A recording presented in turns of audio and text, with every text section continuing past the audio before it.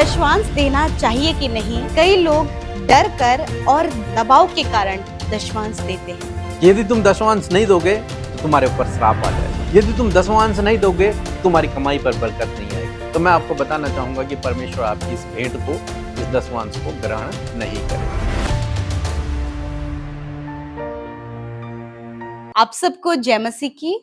आप में से बहुत सारे भाई बहनों का ये सवाल है कि दशवांश देना चाहिए कि नहीं, और यदि आप भी ऐसे सवालों से होकर गुजर रहे हैं तो आज इस वीडियो को हमारे साथ पूरा देखें ताकि आपके सवालों का जवाब आपको मिल सके।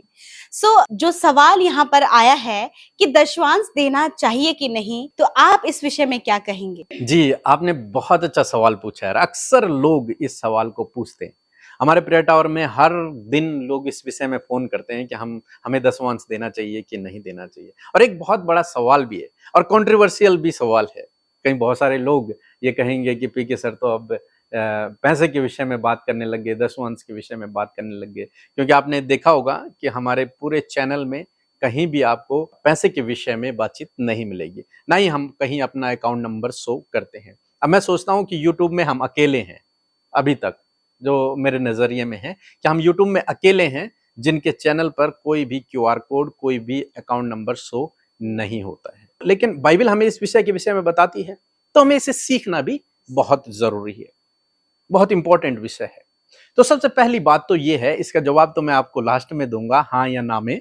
लेकिन फिलहाल हम लोग सीखेंगे कि दशवांश है क्या चीज, ये कहां से शुरू हुआ, है ना। बहुत सारे लोग कहते हैं कि ये तो व्यवस्था थी और परमेश्वर ने व्यवस्था को पूरा कर दिया है प्रभु यीशु मसीह ने, तो अब हमें जरूरत नहीं है दशवांश देने की, क्योंकि जब प्रभु यीशु मसीह ने व्यवस्था को पूरा कर दिया है तो उसे अब हम क्यों फुलफिल करें, वो तो पूरी हो चुकी है।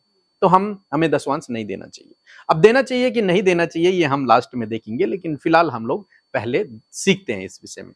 तो सबसे पहले जो दशवांश के विषय में बाइबल में लिखा गया वो उत्पत्ति किताब उसके 14 अध्याय में हम लोग पढ़ते हैं। अब्राहम जब युद्ध जीत कर आता होता है तो वहां उसकी मुलाकात एक व्यक्ति से होती है जिसका नाम है मलिकिसिदक। वो परमेश्वर का याजक है और सबसे पहले अब्राहम मलिकिसिदक को अपने जो लूट है, जो कुछ वो लेकर के आया है, उसका 10वां हिस्सा देता है। तो वहां से शुरुआत होती है।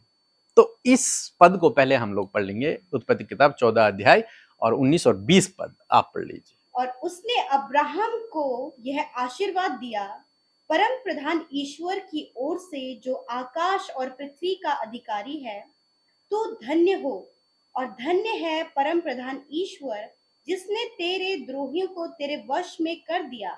तब अब्राहम ने उसको सब वस्तुओं का दशवांश दिया। आमीन। क्या किया अब्राहम ने? सब वस्तुओं का क्या दिया? दशवांश दिया। ठीक है, सब वस्तुओं का दशवांश दिया, न केवल पैसे का बल्कि सब चीजों का, जो कुछ उसके पास थी उनका उसने दशवांश दिया। तो दशवांश की शुरुआत इस पद से होती है, इस अध्याय से होती है। मैं यूं कहूंगा कि अब्राहम इसकी शुरुआत करता है। फिर हम याकूब के विषय में भी पढ़ते हैं, उत्पत्ति 28 अध्याय में। वहां पर याकूब भी परमेश्वर से कहता है कि परमेश्वर मैं तुझे अपना दशवांश दूंगा। तो वहीं से ये शुरुआत हुई और तब आज तक हम दशवांश देते आ रहे हैं। एक और सवाल यहाँ पर आता है, क्यों दशवांश देना चाहिए? तो मैं यूं कहूंगा कि बाइबल में वैसे तो आज्ञा है कि तुम अपनी उपज का 10वां अंश अलग करके रखना और वो परमेश्वर के देना, लेकिन हम कह रहे हैं कि व्यवस्था को परमेश्वर ने पूरा कर दिया है, तो फिर क्यों हमें ये दशवांश देना चाहिए? मैं सोचता हूं कि दशवां अंश देना अपने प्यार को प्रकट करने का एक तरीका है। दशवां अंश देना, यदि मैं आपसे प्यार करता हूं तो मैं कभी कभी आपको गिफ्ट भी देता हूं कि नहीं देता हूं। क्यों? क्योंकि मैं आपसे क्या करता हूं? प्यार करता हूं। इसी प्रकार आप मुझसे प्यार करते हैं तो आप मुझे भी क्या करते हैं? गिफ्ट देते हैं। तो ये जब हम एक दूसरे को गिफ्ट देते हैं तो इससे हम अपने प्यार को प्रकट करते हैं, प्रदर्शित करते हैं। तो इसी प्रकार से दशवां अंश मेरे हिसाब से अपने प्यार को प्रदर्शित करना है परमेश्वर को। परमेश्वर ने, बाइबल में लिखा है कि परमेश्वर ने जगत से ऐसा प्रेम किया कि अपने इकलौते पुत्र को दे दिया। परमेश्वर ने अपने बेटे को देकर, हमें देकर, हमारे लिए देकर अपने प्यार को प्रकट किया। अब हम क्या उसे दें? हम तो उसे कुछ नहीं दे सकते। जो कुछ दिया उसने हमें दिया है, तो जो कुछ उसने हमें दिया है उसमें से ही हम कुछ निकाल कर उसे देते हैं, और वो हमारे प्यार का एक प्रकटीकरण है। हम अपने प्यार को प्रदर्शित करते हैं दशवांश दे करके। और दूसरी बात जो मैं कहना चाहूंगा, हमने अभी पढ़ा कि अब्राहम ने मलिकिसिदक को दशवांश दिया। तो कारण क्या था? आखिर क्यों दिया अब्राहम ने? तो वहां पर हमने एक शब्द पढ़ा कि मलिकिसिदक ने अब्राहम को आशीष दी, आशीर्वाद दिया कि धन्य है तू और धन्य है तेरा परमेश्वर। तो जब मलिकिसिदक ने अब्राहम को आशीष दी, उस आशीष के बदले एक तरीके से मैं कहूं, अब्राहम ने 10वां हिस्सा मलिकिसिदक को दिया। क्यों दिया? क्योंकि मलिकिसिदक ने पहले क्या किया? आशीष दी, तब अब्राहम ने दिया। ऐसा नहीं था कि पहले अब्राहम ने दिया और तब मलिकिसिदक ने आशीष दी, नहीं। ये ऐसा था कि पहले मलिकिसिदक ने आशीष दी और तब उस आशीष के बदले अब्राहम ने दशवांश दिया। तो दूसरी बात यही है कि हम परमेश्वर से आशीष प्राप्त करते हैं। हमें परमेश्वर ने एक अच्छी नौकरी दी है तो वो आशीष है, एक अच्छा बिजनेस दिया है वो आशीष है, हम थोड़ा बहुत कमा रहे हैं तो एक आशीष है, ये सेवा दी है तो ये हमारे लिए आशीष है, बच्चे दिए हैं, पत्नी दी है, परिवार दिया है, सुख शांति दी है, हमारे जीवन में काम किया है, हमें जीवित रखा है, ये आशीष है। और बाइबल में हजारों आशीषें परमेश्वर ने अपने पुत्र पुत्रियों को दी हैं। तो इस आशीष के बदले जो परमेश्वर ने आपको और मुझे दिया, मेनली उसने हमारे गुनाहों को क्षमा कर दिया, हमारा मेल परमेश्वर से कर दिया, हमें स्वर्ग का नागरिक बना दिया। ये सब आशीषें जो उसने हमें फ्री में दी हैं, इसके बदले हम उसे क्या दे सकते हैं? एक तो हम उसे धन्यवाद दे सकते हैं और एक अपना प्रेम इस बात से प्रदर्शित कर सकते हैं। अब्राहम ने जब आशीष पाई तब उसने दशवांश दिया। आज हम सब लोग आशीष पा रहे हैं, जो लोग इस वीडियो को देख रहे हैं। आप अगर अपने जीवन में देखें तो आपको परमेश्वर ने बहुत सारी आशीषें दी हैं जीवन के अनेक क्षेत्रों में। तो आप परमेश्वर को धन्यवाद दे सकते हैं और अपनी कमाई का कुछ हिस्सा आप परमेश्वर को दे सकते हैं। ये दशवांश की मैं बात कर रहा हूं कि ऐसे दशवांश दिया जाता था। और तीसरी बात जो मैं कहूं कि जब हम दशवांश देते हैं तो परमेश्वर उसके बदले हमें और आशीष देता है। पहले भी आशीष देता है, फिर हम जो उसने दिया है उसी में से उसे देते हैं, फिर वो हमें और आशीषित करता है। एक वचन हम लोग पढ़ लेंगे, मलाकी की किताब उसका 3 अध्याय और 10 पद। सारे दशवांश भंडार में ले आओ कि मेरे भवन में भोजन वस्तु रहे। और सेनाओं का यहोवा यह कहता है कि ऐसा करके मुझे परखो कि मैं आकाश के झरोखे तुम्हारे लिए खोलकर तुम्हारे ऊपर अपरंपार आशीष की वर्षा करता हूं कि नहीं। आमीन। यहां पर मलाकी कहते हैं कि सारे दशवांश मेरे भंडार में ले आओ। परमेश्वर का वचन कहता है कि सारे दशवांश मेरे भंडार में ले आओ और ऐसा करके मुझे परखो। मैं सोचता हूं कि बहुत बड़ी बात परमेश्वर ने अपने वचन में कही है कि ऐसा करके मुझे परखो, मुझे अजमाओ कि मैं तुम्हारे ऊपर अपरंपार आशीष, उसके बदले मैं तुम्हें आशीष देता हूं कि नहीं। तो यदि हम दशवांश देते हैं तो ये वचन हमारे जीवन में कार्य करेगा। परमेश्वर झूठा नहीं है, वो सच्चा है। उसने अपने वचन को अपने नाम से ज्यादा महत्व दिया है। उसका वचन बहुत सामर्थी है। यदि उसने कहा है तो वो करेगा। लिखा है कि उसके बाद मैं तुम्हारे ऊपर अपरंपार आशीषों की वर्षा करूंगा। तो जब हम दशवांश देते हैं, पहली बात हमने देखा कि हम अपने प्रेम को प्रदर्शित करते हैं। दूसरी बात हमने देखी कि जो आशीष परमेश्वर ने हमें दी है उसके बदले हम ये देते हैं। तीसरी बात हमने देखी, जब हम दशवांश देते हैं तो परमेश्वर उसके बदले हमें बहुत सारी आशीषें देता है। चौथी बात, एक और बात मैं बताना चाहूंगा कि हम क्यों देते हैं, ताकि परमेश्वर का राज्य बढ़े। हालांकि परमेश्वर को आपको पैसे की जरूरत नहीं है, सब कुछ उसी का है, पूरा ब्रह्मांड उसका है, सोना चांदी हीरा मोती पैसा धन दौलत सब उसकी है। लेकिन क्यों हम देते हैं? ताकि परमेश्वर का राज्य इस धरती पर बढ़े, परमेश्वर का काम बढ़े, लोग मसीह को जाने। इसलिए सभी लोग अपनी कमाई का हिस्सा परमेश्वर के राज्य की बढ़ोतरी के लिए देते हैं और देना चाहिए। तो एक और सवाल मैं आपसे पूछना चाहूंगी। कई लोग डर कर और दबाव के कारण दशवांश देते हैं, तो आप इस विषय में क्या कहना चाहेंगे? जी, बहुत सारे भाई बहन डर के कारण देते हैं, क्योंकि उन्हें डराया गया है।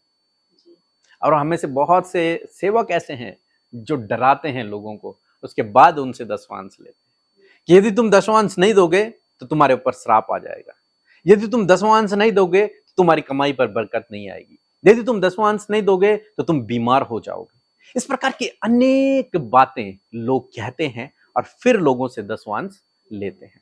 परंतु आज मैं स्पष्ट करना चाहूंगा कि यदि आप इस डर में कि कहीं मेरी हानि ना हो जाए इसलिए दे रहे हैं, तो मैं आपको बताना चाहूंगा कि परमेश्वर आपकी इस भेंट को, इस दशवांश को ग्रहण नहीं करेगा, कभी भी नहीं। और यदि आप किसी के दबाव में आकर दे रहे हैं कि कहीं इन्हें बुरा न लग जाए, या फिर इन्होंने कहा है कि देना है तो तब देना ही है, यदि इसलिए आप दे रहे हैं तो भी परमेश्वर आपकी भेंट को ग्रहण नहीं करेगा। फिर आप बेकार में दे रहे हैं, अपना भी नुकसान कर रहे हैं, दे करके आप अपना भी नुकसान कर रहे हैं, क्योंकि परमेश्वर ऐसी भेंट को ग्रहण नहीं करता। आज बहुत सारी जगह चल रहा है, कई बार हमारे पास फोन आते हैं और लोग कहते हैं कि हमारे लिए प्रार्थना करो, हम आपको पैसा देंगे, हमारे लिए प्रार्थना करो, आपको कितना पैसा चाहिए, इस प्रार्थना का कितना पैसा लगेगा। तो मैं आपको बताना चाहूंगा कि प्रार्थना का कोई भी पैसा नहीं होता है। जो ले रहा है वहां आपको देना ही नहीं चाहिए।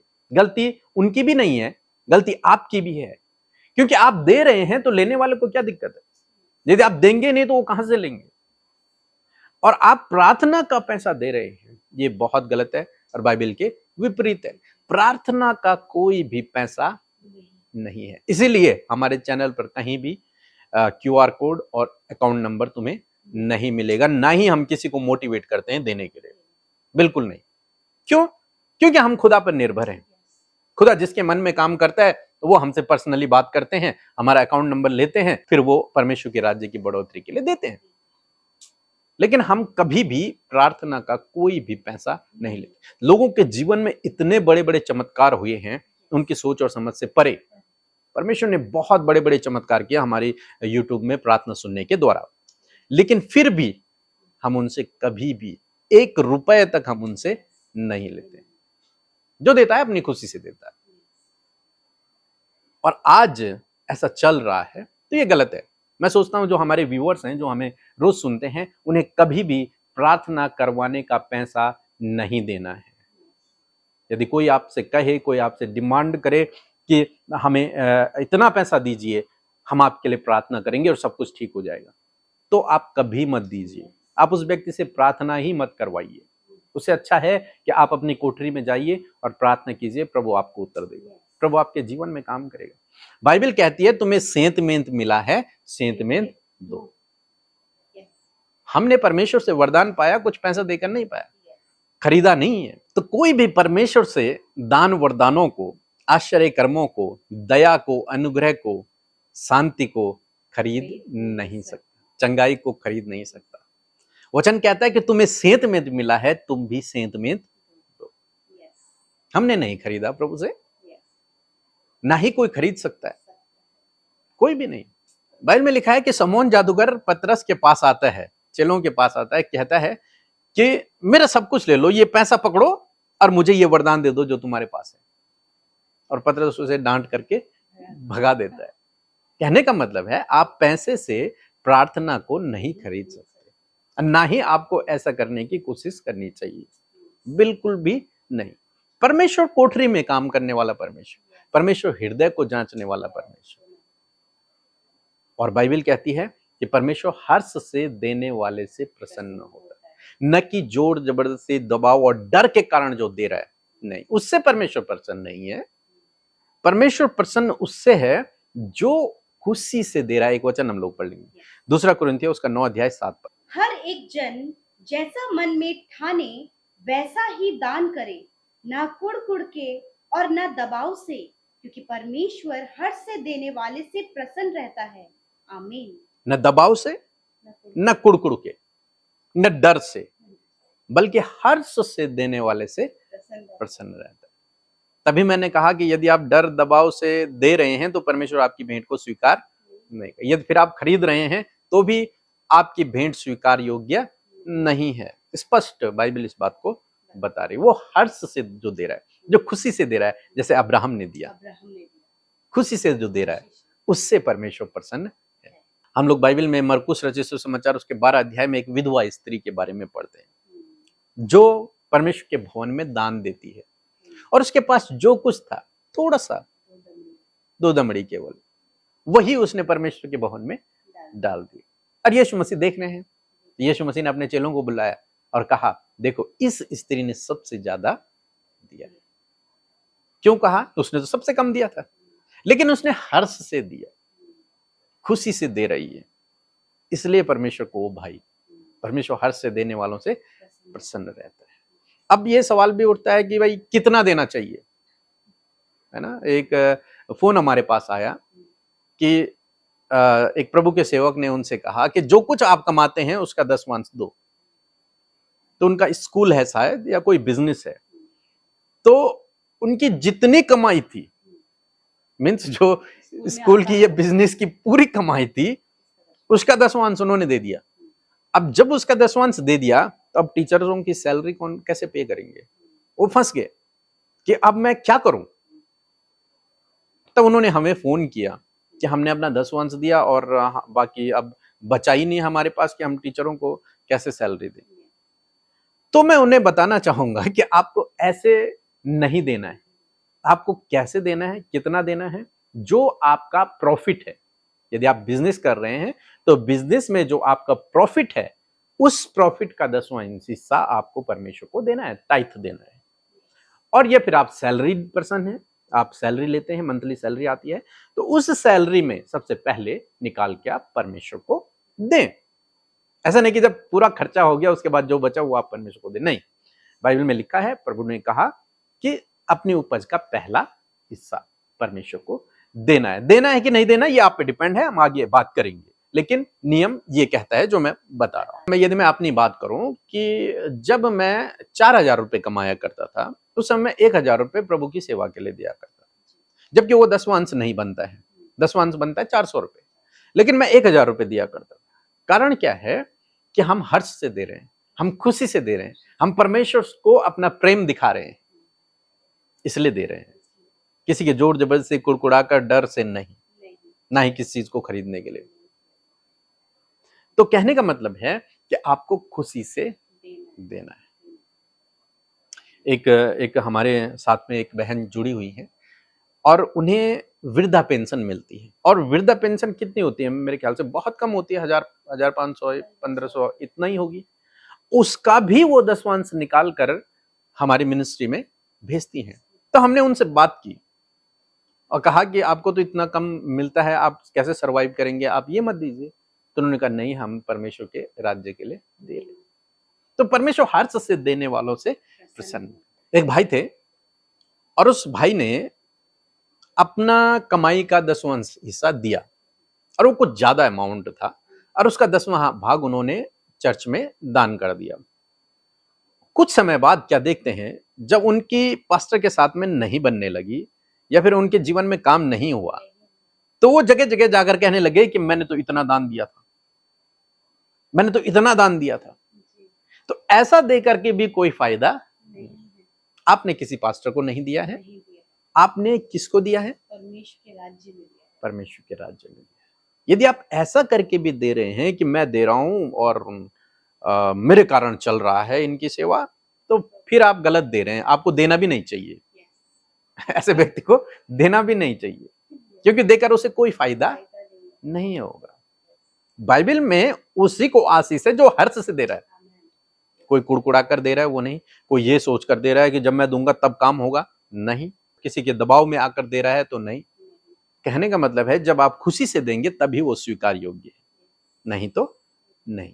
फिर एक और सवाल यहाँ पर आता है कि यदि कोई दशमांश नहीं देगा तो क्या होगा? जी, बहुत अच्छा सवाल है कि यदि कोई दशमांश नहीं देता है तो उसका क्या होगा।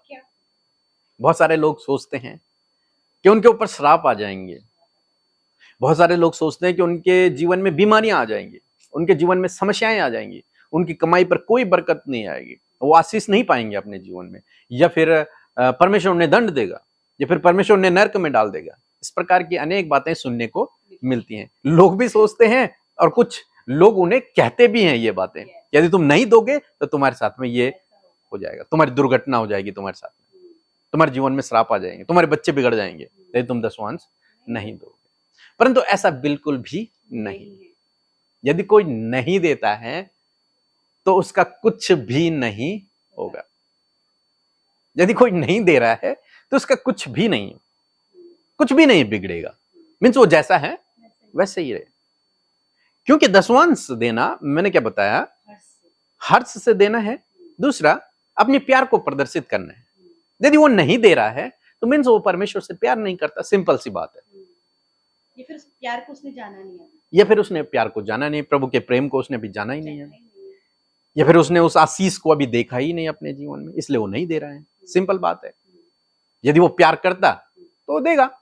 जो प्यार करेगा वो देगा। जो अपनी पत्नी से प्यार करेगा वो उसे गिफ्ट देगा। जो अपने पति से प्यार करेगा वो गिफ्ट देगा।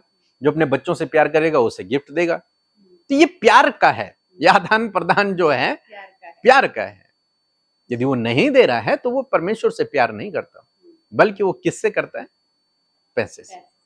यीशु मसीह के पास एक व्यक्ति आया, प्रभु उद्धार पाने के लिए मैं क्या करूं? तो प्रभु ने कहा, आज्ञाओं को तो तुझे जानता ही है। तो उसने कहा, नहीं तो मैं बचपन से पूरा करता आ रहा हूं। तो प्रभु ने कहा, अभी भी तुझ में एक बात की कमी है। तो उसने कहा, क्या? तो प्रभु ने कहा कि तेरे पास जितना धन संपत्ति है वो सब कुछ बेचकर कंगालों को दे दे और मेरे पीछे हो ले। लिखा है वो आदमी चुपचाप चला गया। क्यों चला गया? क्योंकि वो परमेश्वर से नहीं, वो अपने धन से प्यार करता था। यदि वो परमेश्वर से प्यार करता तो वास्तव में वही करता जो परमेश्वर ने कहा। जक्कई के विषय में हम पढ़ते हैं, जक्कई परमेश्वर से प्यार करने लगा, इसलिए उसने अपना धन संपत्ति सब कंगालों को दे दिया। प्रेरितों के विषय में भी हम लोग पढ़ते थे, उन्होंने अपनी जमीन जायदाद बेच बेच कर परमेश्वर के राज्य पर लगाना शुरू किया।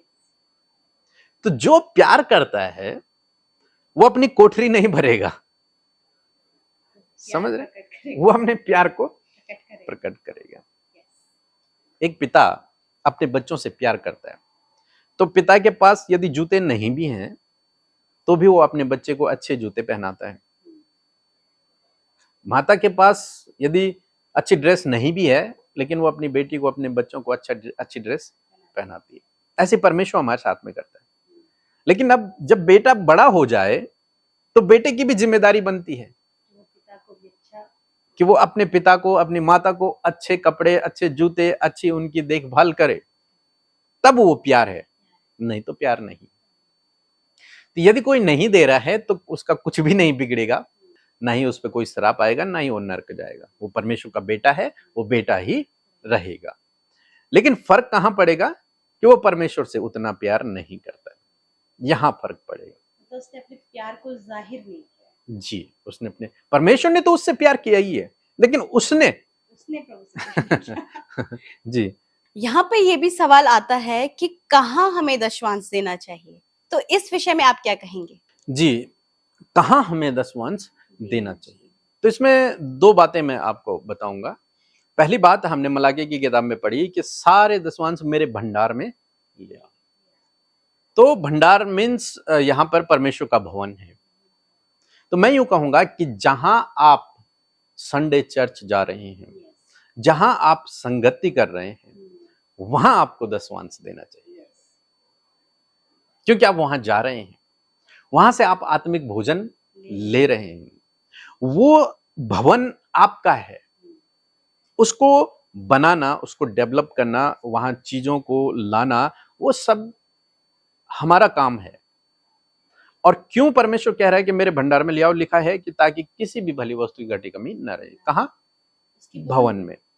जो भोजन खाने वाले लोग हैं उन्हें भरपूर भोजन मिले वहां से, जो विधवाएं हैं, जो अनाथ हैं, उनकी जरूरतें पूरी हो, जो पढ़ाई करने वाले हैं बच्चे, उनको एजुकेशन में मिले, परमेश्वर के भवन में नई नई चीजें आए, सारे इंस्ट्रूमेंट पूरे हों, चेयर्स हों, मतलब इन सब बातों के लिए, मेंटेन करने के लिए, जो आपका प्रभु का सेवक है उसकी जरूरतें भी पूरी हों।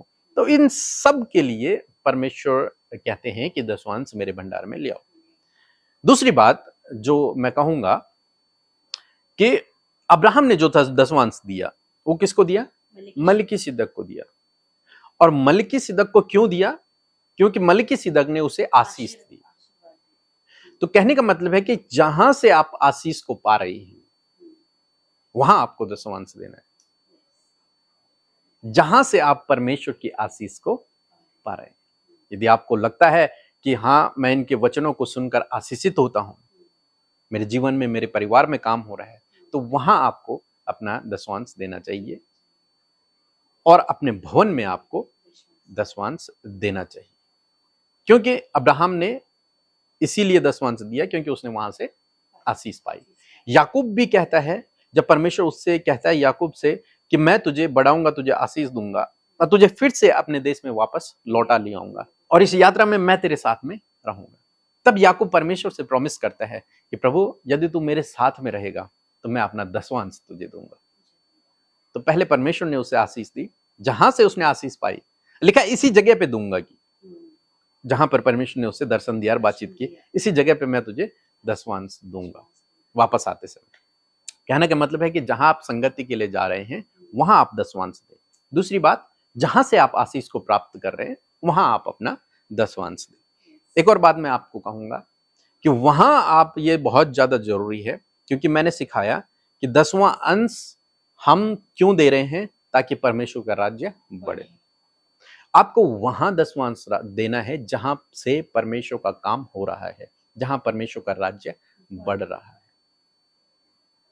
जो अपने पेट पूजा के लिए मांग रहे हैं, विशेषकर जो मांग रहे हैं, उनको आप बिल्कुल भी न दें। कहने का मतलब, जहां परमेश्वर का राज्य बढ़ रहा है वहां दें, जहां से आप आशीष प्राप्त कर रहे हैं वहां दें, जहां आप जा रहे हैं वहां दें। लास्ट सवाल मैं कहूंगी कि पहला सवाल जिसका जवाब आपने कहा था कि मैं लास्ट में दूंगा, कि दशवांश हमें देना चाहिए कि नहीं, तो आप इस विषय में क्या कहना चाहेंगे? जी हाँ, इसीलिए मैंने इसे लास्ट में रखा। पहला सवाल था लेकिन मैंने लास्ट में इसलिए रखा ताकि सब लोग समझें कि दसवांश है क्या चीज, क्यों देना चाहिए, नहीं देना चाहिए, इन सब बातों को पहले समझ ले, फिर उसके बाद उत्तर आएगा देना चाहिए कि नहीं देना चाहिए। एक वचन हम लोग पढ़ेंगे, लूका रचित सुसमाचार उसका 6 अध्याय 38 पद। दिया करो तो तुम्हें भी दिया जाएगा, लोग पूरा नाप दबा दबा कर और हिला हिला कर उभरता हुआ तुम्हारी गोद में डालेंगे, क्योंकि जिस नाप से तुम नापते हो उसी से तुम्हारे लिए भी नापा जाएगा। आमीन। यहाँ पर प्रभु यीशु मसीह देने के विषय में बातचीत करते हैं। हालांकि प्रभु यीशु मसीह कहीं पर भी दसवांश देने के विषय में बातचीत नहीं करते हैं, लेकिन यहां पर प्रभु यीशु मसीह देने के विषय में बातचीत करते हैं। प्रभु यीशु मसीह कहते हैं कि मैं व्यवस्था को लोप करने नहीं बल्कि उसे पूरा करने आया हूं। और मैं यूं कहूंगा कि प्रभु यीशु मसीह उसे लोप करने नहीं बल्कि उसको और मजबूत करने आए थे। अगर मैं ऐसे कहूं कि पुराने नियम में तो आपको केवल दसवांश देना था। अगर आपने 100 रुपए कमाई तो आपने 10 रुपए दे दिए। लेकिन नए नियम में प्रभु यीशु मसीह कहते हैं कि दिया करो तो तुम्हें भी दिया जाएगा। और कैसा देना है? दबा दबा कर, हिला हिला कर, उभरता हुआ। भरता हुआ। अब देना ऐसा नहीं है कि इतना देना है, समझ रहे हैं आप? पुराने नियम में इतना देना था, केवल दसवांश। लेकिन नया नियम हमें दसवांश नहीं बल्कि देने के विषय में बता रहा है, उभरता हुआ, दबा दबा कर, हिला हिला कर देने की बात करता है। सपोज एक एग्जांपल मैं आपको देता हूं कि ये वाटर बोतल है हमारे पास और ये हमारे पास फुल है, तो इसका हमें पुराने नियम के हिसाब से दसवांश देना है। तो दसवांश कितना होगा इसका? इतना, है ना? यदि ये 100 ml की है तो 10 ml इसका क्या होगा? दसवांश होगा। लेकिन अब यही अगर नए नियम में आ गया, अब यीशु मसीह कह रहे हैं कि तुम्हें कैसे देना है? दबा दबा कर, हिला हिला कर। तो अब कितना देना है? पूरा। कितना देना है? तभी तो हिलेगा, तभी तो छलकेगा। पूरा देना है। तो अब देने के नियम जो है ना, यीशु मसीह ने बदल दिए। तो अब यीशु मसीह क्या कह रहे हैं? दसवांश से बढ़कर दो, न केवल दसवांश बल्कि उससे बढ़कर दो। और जितना तुम दोगे, लिखा है, तुम्हें भी दिया जाएगा। जिस नाप से जिस नाप से तुम नापोगे उसी नाप से तुम्हारे लिए भी, यदि तुम हिला हिला के दबा दबा कर दोगे, Yes. यदि जो बर्तन आपके पास है उसे फुल भर के आप दे रहे हो, तो वैसे ही रिटर्न में आपको भी मिलेगी। एक एग्जांपल और देता हूं मैं आपको कि आपका एक खेत है और आपने उसमें 10 बीज बोए, 10 वांस आपने 10 बीज बोए, तो कितने पौधे उगेंगे? 10 पौधे उगेंगे और उनमें थोड़ा थोड़ा जो भी उनका अनाज होगा वो लगेगा। लेकिन दूसरा एक खेत है जहां पर आपने 10 बीज नहीं, आपने 100 के 100 बीज बो दिए, उस विधवा स्त्री की तरह उसने अपना पूरा बो दिया, तो आप कितना काटेंगे? मैं सोचता हूं कि 1000 से भी ज्यादा, पूरा खेत फुल हो जाएगा। तो कहने का मतलब है कि अब नए नियम में न केवल आपको दसवांश देना है, बल्कि दसवांश से भी बढ़कर आपको देना। मैं यूं कहता हूं, आप 30% दे सकते हैं, आप 50% दे सकते हैं, आप 100% भी दे सकते हैं। आप चाहें तो बिल्कुल भी न दे। It's depend only you. आप पे डिपेंड करता है कि आप परमेश्वर से कितना प्रेम करते हैं। आप परमेश्वर से कितना प्रेम करते हैं वो आप पे डिपेंड है। लिखा है जिसका जितना समा हुआ वो उतना अधिक प्यार करेगा। और जो कंफ्यूजन में है, दूं कि न दूं, कितना दूं कितना न दूं, तो फिर वो अभी परमेश्वर को जानता ही नहीं, उसमें परमेश्वर का प्रेम ही नहीं, उसने परमेश्वर के प्रेम को जाना ही नहीं है। यदि परमेश्वर के प्रेम को जानते, सोचो एक व्यक्ति, हमने प्रभु को जाना, मैं अपनी अगर बात कहूं, आपकी बात कहें, तो हमने प्रभु को जाना और अपना जीवन ही प्रभु को दे दिया, तो क्या हमारे लिए दसवांश बड़ा है? जीवन से बड़ा कुछ भी नहीं है ना। जब जीवन हमने दे दिया तो 150,000 550,000 ये ज्यादा होंगे? नहीं, कुछ भी नहीं। जो व्यक्ति, प्रभु यीशु मसीह ने भी इसी तरीके से अपना जीवन हमें दे दिया, तो हम उसके जीवन को एक दसवांश में नहीं तोल सकते। तो मेरा अगर मेरा उत्तर जानना चाहते, देना चाहिए दसवांश देना चाहिए कि नहीं देना चाहिए, तो मैं अगर कहूं कि दसवांश ही नहीं, हमें 20 अंश, 30 अंश, 50 अंश, 100 अंश परमेश्वर के राज्य के लिए देना चाहिए। अपने आप को दसवांश में एक बाउंडेज न रखें कि 10 देना है तो आप 10 ही काटेंगे, आप 50 देंगे तो 50 काटेंगे, 100 देंगे तो 100 काटेंगे। ये आप पे डिपेंड है, आप कितना भी परमेश्वर के राज्य के लिए दे सकते हैं। अब्राहम को किसी ने नहीं सिखाया कि तुझे 10% देना है, उसने अपनी स्वेच्छा से दिया। परमेश्वर ने नहीं कहा था उससे, ना ही मलिकिसिदक ने कहा, लेकिन उसने अपनी स्वेच्छा से दिया। उसे लगा कि मुझे 10% देना चाहिए तो उसने 10% दे दिया। आज मुझे लग रहा है कि मुझे 20% देना चाहिए तो मैं 20% दे रहा हूं। किसी को लग रहा है कि उसे 5% देना चाहिए तो वो 5% दे रहा है। लेकिन देना इंपॉर्टेंट है, देना जरूरी है। यदि आप आशीष पा रहे हैं तो आपको देना जरूरी है, ताकि परमेश्वर का राज्य बढ़े और आप परमेश्वर से अपने प्रेम को प्रदर्शित कर रहे हैं।